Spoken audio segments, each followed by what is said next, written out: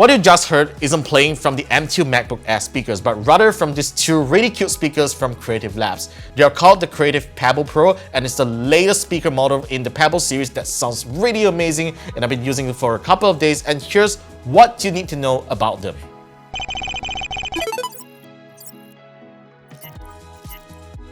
Now, I've always wanted to own a pair of 2.0 speakers for music enjoyment whenever I'm working on my laptop or tablet. Even though the M2 MacBook Air sound system sounds really great, but they are no match for the Creative Pebble Pros. Now, let's talk about the hardware of the Pebble Pro before we move on to a comparison with the M2 MacBook Air speakers. Now, this is the right speaker of the Creative Pebble Pro. Now, as you can see, there are a couple of controls right on the front. This is a 2.5-inch 4-inch driver, and there is a bass reflex right on the back. I really like the design of the Creative Pebble Pro as it looks really simple and minimalist, and I think it is slightly larger than the older Pebble series. Now, you also get RGB lighting right at the bottom that's also available on the left side of the speaker. These are totally configurable, and it is really easy to configure them, which I'll show them in a bit.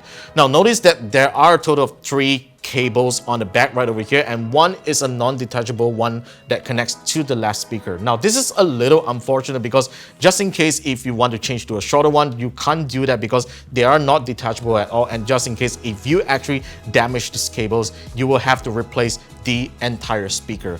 Now, fortunately, these 2 other cables are actually USB-C cables that I just connected, which I'm going to take them out and tell you all about it.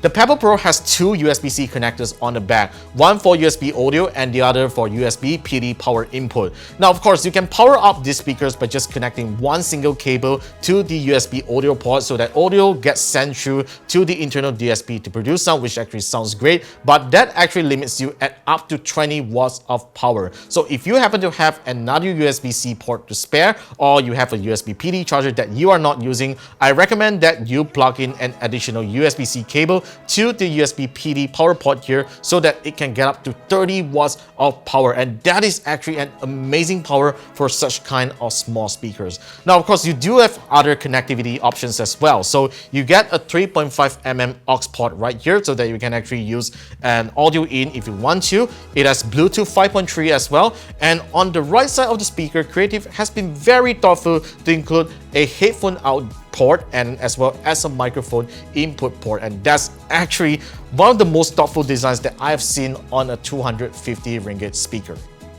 The Creative Pebble Pro has 3 lighting effects that you can customize right on the speaker without using an app. Now, we are currently on the color cycle effect where it will cycle all the RGB lighting effects around, and if I want to switch to the next one, all I need to do is to press on the lighting button here. So currently we are now on the pulsating effect RGB light effect, and if I press one more time, it goes to a static RGB lighting effect, and if I want to turn it off, I'll just simply need to press the light button again and it goes off. Now, to customize the color of the RGB lighting is actually pretty simple. All you need to do is to just hold on to the lighting button for just 2 seconds until this light turns into a light blue or green color light, and you just simply turn the knob. So as you can see, the RGB light is changing colors already, so just simply customize to the color that you want, and I think this is way easier than using an app. And when you're done, simply press on the light button one more time again and you are all set.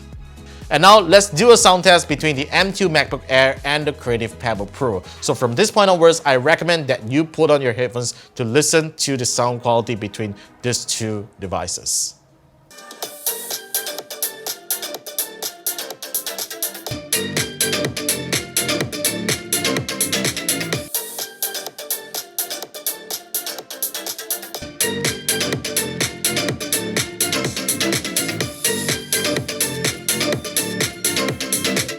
So what do you guys think about the sound quality? It's pretty amazing, right? So while the Creative Pebble Pro are a really great sounding pair of speakers, I just want to nitpick one thing, and that is the lack of media playback controls. And that can be an inconvenience if you want to change tracks right from the speaker itself when you're far away from your Bluetooth device. And that is something that I wish Creative would have just made it on the knob right here. I mean, this knob is basically a button that you can press on it, but it just doesn't serve as a media playback control.